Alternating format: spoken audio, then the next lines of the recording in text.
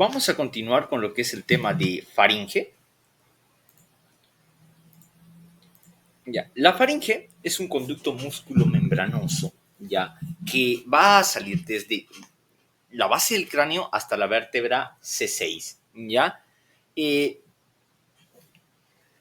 Se ubica ya anterior a la columna vertebral y está posterior a la cavidad tanto bucal como nasal, ya. Y se va a comunicar con la cavidad bucal, con la cavidad nasal y con el oído medio. Con el oído medio a través de lo que es la trompa auditiva, con la cavidad nasal a través de la nasofaringe y con la cavidad bucal ya a través de la orofaringe, una de sus porciones. Sus dimensiones pues van variando, las animaciones están un poco desvariadas ya, pero se dice que tiene la forma de un embudo, es decir, es más ancho en la parte superior y más delgado en la parte inferior. Se dice que tiene una longitud de 15 centímetros, un diámetro transversal de diferente que va desde 4 a 5 centímetros en la parte más ancha hasta 2 centímetros en la parte más delgada. ¿Ya? Es decir, en la cavidad nasal, ya de 4 a 5 centímetros, a nivel del hueso hioides igual, pero ya a nivel del extremo inferior ya disminuye a 2 centímetros. Es por ello que se le da la forma de un embudo. ¿Ya? Su configuración externa pues tiene caras laterales, un extremo superior y un extremo inferior, un extremo superior ancho y un extremo inferior un poco más delgado que llega hasta C6. La cara posterior está en relación con lo que es el espacio retrofaringio, que está delimitado por la faringe, la lámina prevertebral y tabiques sagitales, donde encontramos diversos contenidos. En las caras laterales, en cambio, están en relación con un montón de estructuras, desde que va acá que vemos a la arteria carótida interna, a la vena yugular interna, a los tres pares craneales noveno, 10 y décimo saliendo del agujero rajado posterior y el tronco simpático. En su parte anterior, como podemos ver, aquí encontramos a la glándula parótida, encontramos a la arteria carótida externa y a la vena yugular externa, que actualmente se toma en cuenta que nace del ramo posterior de la vena retromandibular y de la auricular posterior. Se juntan y forman la vena yugular externa. Como ven, las relaciones en anatomía no son difíciles si uno ve las imágenes. No es necesario aprenderse de memoria. Posteriormente se relaciona con la arteria carótida interna. No, la anatomía no es memoria, es lógica. Es lógica porque ven la imagen. Si ustedes se acuerdan de lo que han estudiado en osteología, el contenido del agujero yugular o rajado posterior, ya se acuerdan de porción petrosa que ahí va a estar a ese nivel el conducto carotidio, ya, entonces se van a dar cuenta que en el espacio retrofaringio están ascendiendo todas esas estructuras yendo hacia dónde, a cavidad craneana. Entonces no es difícil, porque aparte consolidan con la imagen, ya, ven los tres pares craneales noveno, 10 y 11, ya, vemos la vena yugular interna grandota, aquí la carótida interna, y acá, en esta otra imagen, la carótida externa. Vemos a la vena yugular externa. Entonces, yo ya no tengo que aprenderme que las relaciones son por eso. ¿Por qué? Porque ya me acuerdo de la imagen, ¿no? Ahora, en la parte inferior, obviamente, el paquete vasculonervioso del cuello, y acá a este nivel la glándula tiroides. Ahora, nos vamos a la estructura ya de la faringe. La estructura para su estudio va a tener una mucosa, lo que nosotros llamamos configuración interna, la fascia faringobasilar o aponeurosis profunda, los músculos, tanto de la faringe como del velo del paladar, y la fascia perifaringea o aponeurosis superficial. Iniciamos con la mucosa de la faringe, tenemos una nasofaringe, una orofaringe, una laringofaringe. La nasofaringe o rinofaringe va desde lo que son las coanas, que son los orificios posteriores de la cavidad nasal, que estaban delimitados por el vómer, la apófisis pterigoides, la lámina horizontal del palatino, el cuerpo del esfenoides en la parte superior, ¿no? Entonces se dice que este va a tener paredes, una pared anterior, una pared superior. En sí no hay un buen límite entre la pared superior y la pared posterior, ¿ya?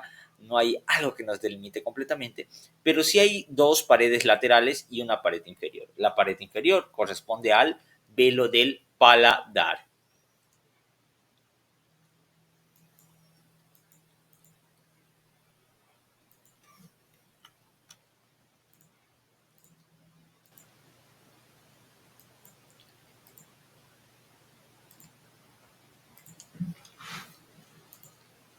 Entonces continuamos con lo que es su pared anterior, que se comunica con las coanas, que ya habíamos visto, su pared posterior, que se relaciona con la vértebra C1 y C2, y la pared superior, que se encuentra lo que es la hipófisis faríngea, que es el resto embrionario de la adenohipófisis, y la tónsila faríngea.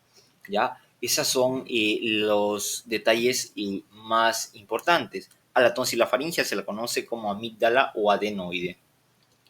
En las paredes laterales de la faringe, ¿qué tenemos? Vamos a encontrar en la parte media el orificio de la trompa auditiva que comunica nasofaringe con el oído medio, ¿ya? Encontramos a su alrededor a lo que es el rodete tubárico o torus tubarius, y algo por ahí es en latín, ¿ya?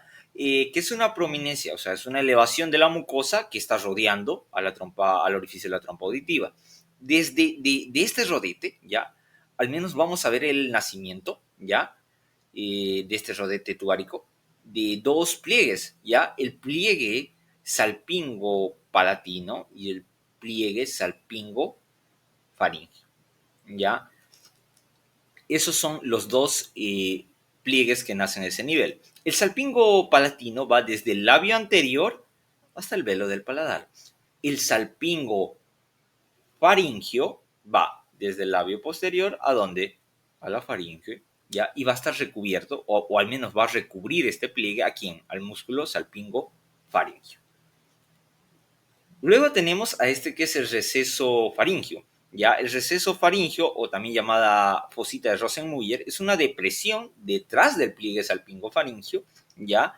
Que es uno de los sitios más frecuentes donde se desarrolla neoplasias de la faringe, ¿no? Como carcinomas, etcétera, etcétera, ¿no? También vamos a encontrar a este nivel el rodete elevador, que igual es una elevación de la mucosa, ¿ya? Pero que está dejada por el músculo elevador del velo del paladar, ¿ya?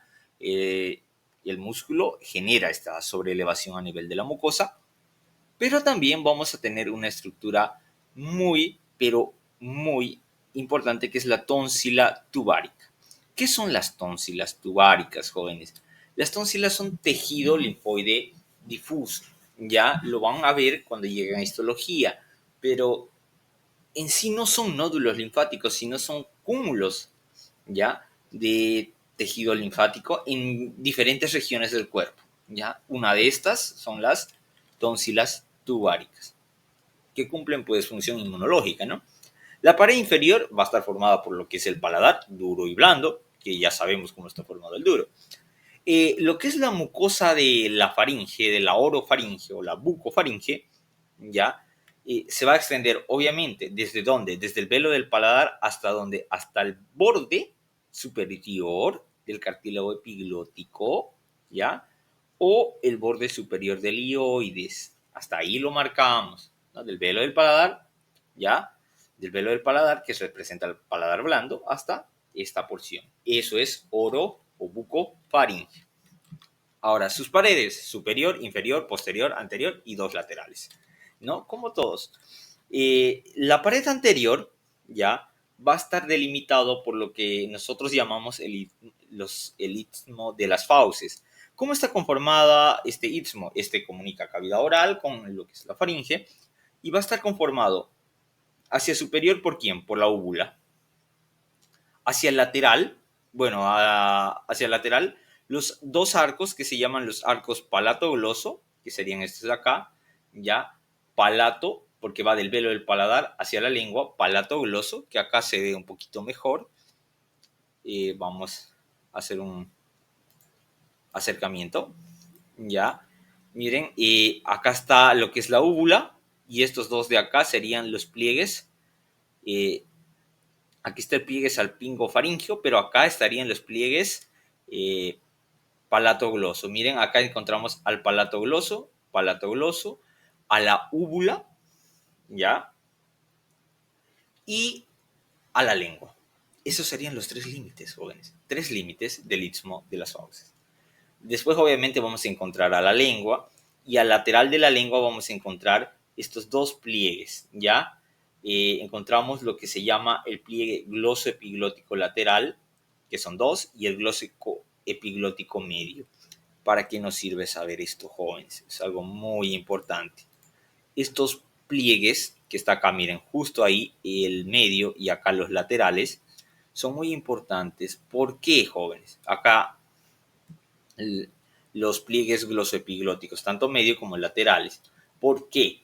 Unen lengua con la epiglotis. ¿Pero para qué me sirve saber eso?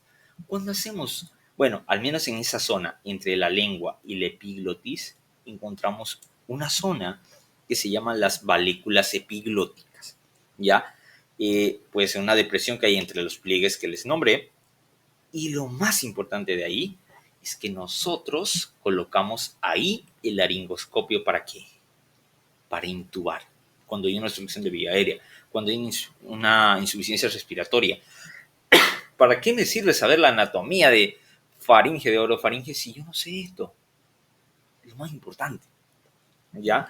Que eso me sirve para, es el sitio donde yo voy a colocar el laringoscopio para abrir lo que es el cartílago epiglótico y así poder ver vía respiratoria e introducir el tubo. Miren, acá tenemos al pliegue glosoepiglótico lateral, al medio, y ahí en ese espacio la valécula. Ya acá de nuevo lo mismo, ya hacia anterior va a estar la valécula. ¿Ya? Y aquí tenemos una intubación, por ejemplo. Acá ya está colocado el tubo. Esto de acá sería la valécula. Nosotros colocamos un laringoscopio, llegamos hasta acá y traccionamos hacia adelante, lo que hace que se levante el pliegue se levante el cartílago epiglótico. ¿Por qué?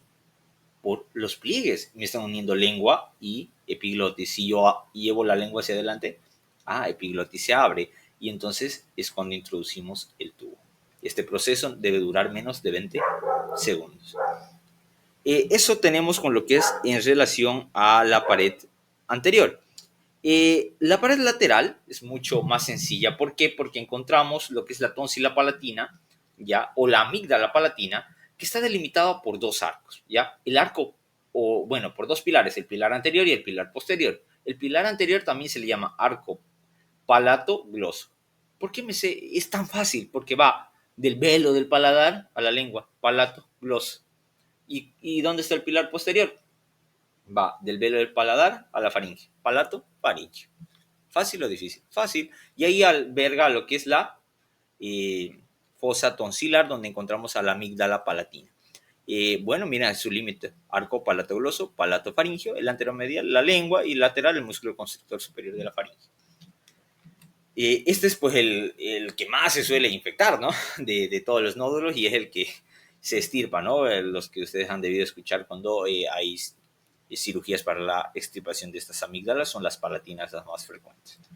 En lo que es la pared inferior, ya vamos a ver pues que va a abarcar desde la epiglotis hasta lo que es el cartílago cricoides de la faringe, de la laringe, perdón, y va a terminar a nivel de C6, ya justo donde inicia el esófago, ya, y va a contener un receso que se llama el receso piriforme, ya.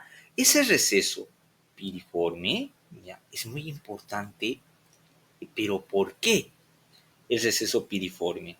Porque ahí, jóvenes, ahí vamos a encontrar a los nervios laringio superior y laringio recurrente, ¿ya? Bueno, pasamos con este detallito ya a lo que es el anillo linfático de Waldeyer. ¿Qué es el anillo linfático de Waldeyer? Tejido linfoide difuso, que está dispuesta a manera de un anillo, por lo que acá hay una mnemotecnia muy interesante, que es tulipan faringio, ¿ya? Amígdalas tubáricas, tulilinguales, pan, o sea, de tulipán, de amígdalas palatinas, y faringio, de las amígdalas faringias o adenoides, ¿ya? Ahora, estas tienen otros nombres. Por ejemplo, la amígdala tubárica también la llaman de Gerlach, y la faringia le llaman de Luschka o adenoide también. Ahora, cada que se inflama una de estas amígdalas se relaciona con alguna patología. Por ejemplo, la amígdala tubárica o de Gerlach, ya se suele asociar su inflamación o su infección o puede provocar lo que es hipoacusia, disminución del oído, ¿no? La lingual provoca dolor al tragar, una disfagia. La palatina pues te provoca amigdalitis, que por eso la que más se inflama generalmente es esa, ¿no? Luego tenemos el anillo de Bickel, ¿ya? Que es igual, pero solo que está conformado por las amígdalas linguales, las palatinas y los nódulos del velo del paladar, nada más, ¿ya? Es como si tomaras en cuenta esto y lo del velo del paladar y ya no lo demás. La estructura de la faringe, habíamos visto ya la fascia profunda, ahora vamos a ver la fascia faringovacilar o intrafaringea. Digo la superficial, ahora vamos a la profunda, que esta se inserta pues en lo que es el tubérculo faríngeo que habíamos visto en el clivus del occipital. Lo encontramos acá, miren la fascia faringovacilar, ya, en relación también con el, miren acá, con el conducto, la trompa auditiva, ¿no? Los músculos de la faringe, bueno, hay constrictores y elevadores. Los constrictores, la mnemotecnia que yo utilizo es encontré constrictores amigos. ¿Por qué encontré de constrictores? Constrictores porque está el constrictor superior de la faringe, el medio y el inferior. Y amigos porque hay un músculo constante que se llama el amígdalo gloso. Todos estos músculos están inervados por el plexo faríngeo, ¿no? Que está conformado por el nervio glosofaríngeo y el vago, y el plexo simpático también. Ahora, bueno, como tienen la función de contraer lo que es la faringe, pues obviamente estrechan la faringe y participan en la deglución. Entonces acá tenemos al constrictor superior de la faringe, ya que este es un breve resumen. Luego tenemos a los elevadores de la faringe, y la mnemotecnia que yo utilizo es Helena pasa esa pera. ¿Por qué Helena? Por palato faringio. Bueno, Helena por elevador, ¿no? Son los músculos elevadores. Pasa es de palato faringio, salpingo faringio. Esa pelota es de estilo faringio y petrofaringio. El petrofaringio es inconstante, ¿ya? No he logrado encontrar una imagen de petrofaringio, pero por ahí les lleguen a preguntar, no anden en polainas, ¿no? Entonces tenemos acá a los músculos. Cada músculo tiene algunas porciones que es donde se va a estar yendo a insertar. Por ejemplo, tenemos al constrictor de la faringe, que se origina a través de diversas porciones, de una pterigofaringea, de una bucofaringea, que sale del rafe pterigomaxilar del nervio buccinador, del músculo buccinador, una milofaringea, ¿ya? Y una glosofaringe. De todas esas partes, las fibras se reúnen y se van hacia posterior y se insertan en el rafe faríngeo. Su función de eglusión, estrechamiento de la faringe, inervado por el plexo simpático. Lo mismo el medio, pero este ya solo tiene dos porciones. Una que nace de lo que es la asta menor del ilioides y el otro de la asta mayor. El condrofaringio y el ceratofaringio. Esas dos porciones del músculo constrictor medio se juntan en el rafe faríngeo y tienen las mismas funciones, pero también participan en el peristaltismo para el paso de los alimentos. ¿Ya? La inervación la misma. El músculo constrictor inferior, de la misma manera, tiene su porción tirofaringea, la cricotirofaringea y la cricofaringea. ¿Ya? Todos estos se van hacia hacia posterior y van a terminar ¿en quién? En el rafe faríngeo, que es una lámina tendinosa donde confluyen todos los músculos.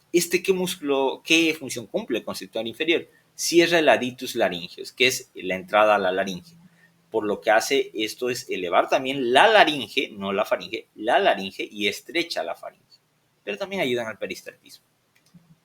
Y el amígdalo gloso, que es inconstante, ya que pues va de la amígdala o de la tónsila y se inserta en la lengua, estrecha la faringe. No he encontrado información de su inervación.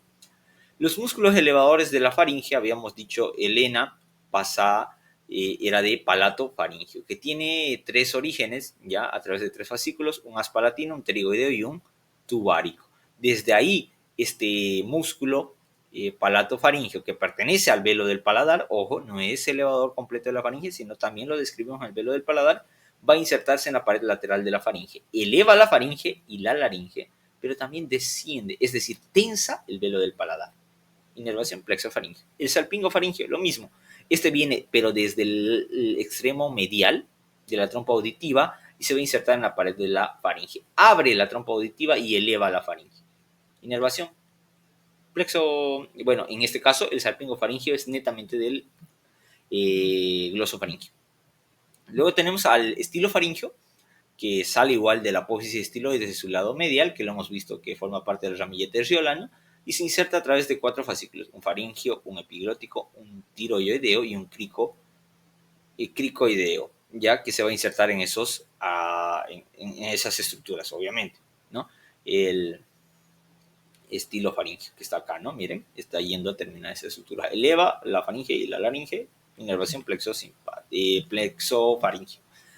Luego tenemos el petrofaringeo, que no he encontrado una imagen, que sale del conducto carotídeo, una parte anterior a esa, termina para el lateral y cumple las mismas funciones que los demás, pero es muy inconstante. Los del velo del paladar, ya tenemos la mnemotecnia para la nomenclatura actual, que es Teresa y Elena patean un globo, ya. Nos referimos con esta mnemotecnia a estos músculos porque tienen diferentes denominaciones, tanto en lo que es la nomenclatura actual como la antigua. ¿Ya? La antigua, por ejemplo, es Pepe en el farol patalea un globo. Bueno, recuerdo es otra Nemo, la que yo me recuerdo, ¿ya? Entonces, la mnemotecnia es el tensor del velo del paladar, el elevador del velo del paladar, patean, pues, de palato faringio, ¿ya? Un globo del músculo de la úvula y del palato glos. Entonces, esta es la mnemotecnia para la nomenclatura actual. Para la clásica era PP, ¿ya? Patea un globo, ¿ya? Ese era Pepe patea, ¿ya? Pepe patea un globo, ¿ya? ¿Por qué? Hay que cambiar esta parte, la voy a cambiar ahora, voy a aprovechar. Bueno, Pepe en el faro, por faringo estafilino, está bien. Pepe en el faro.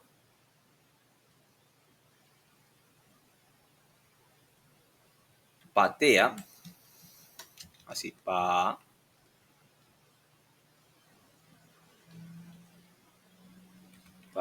es más fácil así, patea,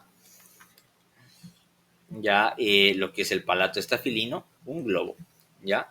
Es más fácil acordarse así la mnemotecnia, la clásica, ya. Con eso nos acordamos que peristafilino externo, faringo estafilino, palato estafilino, gloso estafilino. Tenemos al tensor del velo del paladar, que es en esta región, recordemos que hacía una polea de refracción en la espina de Sibinini, nacía en la fosa escafoidea, está la trompa auditiva, su inserción en el músculo, en la mucosa del velo del paladar, tensa el velo del paladar y abre la trompa auditiva, su inervación, ojo con ese detalle, el nervio trigémino. Ya, pregunta de examen. Ahora, acá tenemos igual otra imagen donde estaríamos viendo al músculo acá, al músculo tensor del velo del paladar o periestafilino externo. Ya aquí otras imágenes nuevamente, ya de cómo estaríamos viendo al músculo tensor del velo del paladar. Luego tenemos al elevador del velo del paladar o periestafilino interno, que está en la porción petrosa, la trompa auditiva, la mucosa del velo del paladar, eleva el velo del paladar y abre la trompa auditiva. Lo mismo. Ya acá igual tenemos al músculo elevador del velo del paladar. Lo mismo. Luego tenemos al palato faríngeo o faringoestafilino. Sus 3 haces se insertan en la pared lateral, eleva la faringe y la laringe y desciende o tensa también el velo del paladar, inervación plexofaringeo. Lo mismo, ¿no? El músculo de la úvula o palato estafilino, que lo encontramos acá, muy pequeñito, muy pero muy chiquitito. Acá tenemos el músculo de la úvula que nace en la espina nasal posterior y se inserta en la úvula. Eleva y retrae la úvula. A veces se dice que engrosa la región media del velo del paladar. Y luego tenemos el palato gloso o glosoestafilino, que se inserta en el velo del paladar y se va a insertar directamente en la lengua. Acá lo tenemos al palato gloso, que va del velo del paladar a la lengua. Desciende el velo del paladar, eleva la lengua y estrecha el icono de las fauces. Inervación netamente del glosofaringio. Nos vamos a la fascia perifaringia, que la habíamos ya descrito, que se insertaba en el clivus del occipital, en el tubérculo faringio, ¿no? Y que pues está en la parte más superficial. Vasos sanguíneos, ya, de lo que es tanto faringe y laringe, encontramos a las ramas de la arteria carótida externa. Entonces, entre estas, ¿qué tenemos? A la arteria faringe ascendente o inferior, a la palatina ascendente, a la palatina descendente, a la tiroidea superior, a la dorsal de la lengua y a la pterigopalatina o esfenopalatina, que es rama terminal, ¿no? Entonces, todas esas nos estarían irrigando a lo que es la faringe. Ya acá tenemos, por ejemplo, a la palatina descendente o palatina superior, y acá por acá tenemos que encontrarla a la palatina ascendente o inferior, ¿no? Luego tenemos aquí a la faringe ascendente, miren, que está igual dando ramas a la tónsila. Luego tenemos la tiroidea superior, que tendría que estar un poquito más abajo. Acá la vamos a encontrar a este nivel, la arteria tiroidea superior. Luego tenemos a la de la lingual, la dorsal de la lengua, ya acá los ramos dorsal de la lengua, y la arteria pterigopalatina, que es rama de lo que es la maxilar. Ya acá la tenemos a ramos tonsilares, la pterigopalatina tendría que estar por acá, haciendo de este nivel, pero qué raro. Ramos faringeos de la arteria faringe ascendente, la palatina descendente, la arteria dorsal de la lengua, ya, eso. Y acá tenemos a las ramas terminales, tendría que estar por acá. Recuerdo que puse una imagen de la pterigopalatina. Está la faringea, qué raro, no la puse, me debí equivocar. La buscan la imagen. Inervación. La inervación pues va a estar dada por sensitiva y motora, y también vegetativa. La sensitiva por el nervio maxilar y el plexo faringio, que está formado por el glosofaringio vago y el plexo simpático, ¿ya? El glosofaringio, ojo, inerva sensitivamente las amígdalas palatinas. La inervación motora igual por el plexo faringio para casi todos los músculos, exceptuando algunos. Por ejemplo, el nervio mandibular, que inerva el músculo tensor del velo del paladar, y el glosofaringio, que solo está inervando al estilo faringio, ¿ya? Después la inervación autónoma, que corresponde al tronco simpático, ya que viene del ganglio cervical superior, ¿ya? Y con eso acabamos faringe.